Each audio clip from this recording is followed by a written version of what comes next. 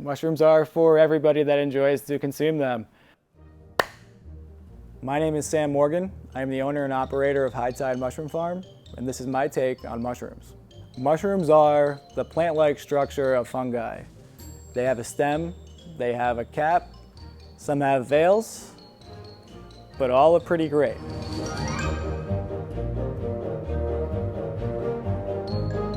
We have a plethora of different mushrooms that we grow, dependent on the season. If it's cold weather, we focus more on cold-tolerant species of mushrooms, whether it's golden ackee, king oysters, blue oysters, chestnut mushrooms.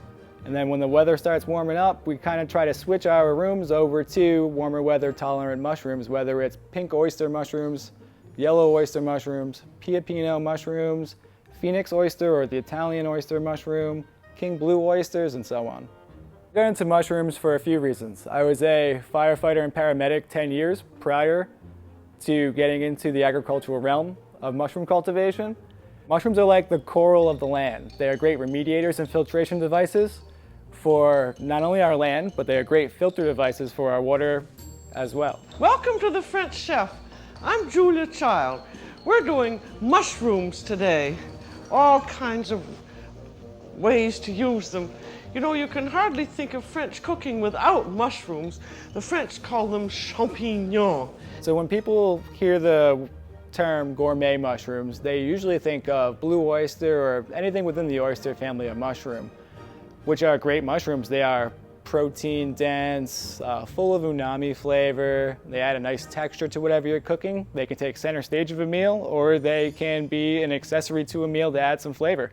There are other gourmet mushrooms. We have lion's mane, we have Pioppino mushrooms, we have golden ackee mushrooms, and all these mushrooms have different kind of flavors, different kind of textures, and they add something special to every meal.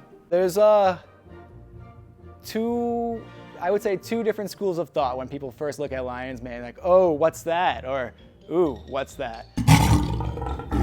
It's a pretty cool mushroom. It's neuroadaptive. So anything to do with the brain, it helps stimulate NGF growth in the brain. So anything with motor function, sensory perception, ADD, ADHD, OCD, Parkinson's, Alzheimer's, and dementia, lion's mane's being studied for because of the compounds within it. Not all mushrooms are edible.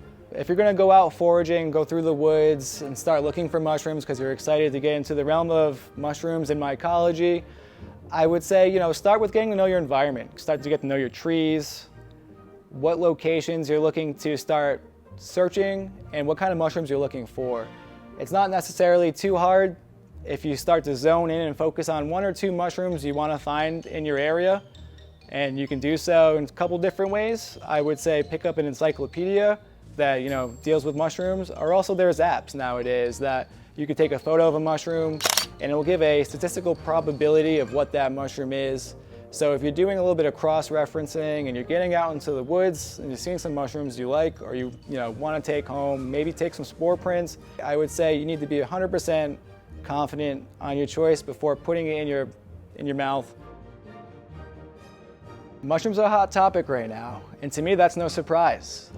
Mushrooms are not only delicious, but the mycelium of mushrooms, which is the root-like structure of mushrooms that connects the mushroom to the ground or its fruiting substrate, has several applications.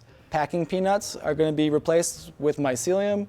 Alternative leather for shoes and clothing is going to be mycelium-based.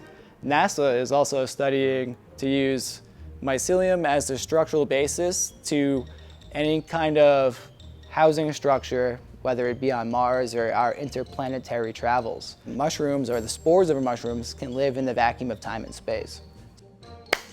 My name is Sam Morgan, and this has been my take on mushrooms.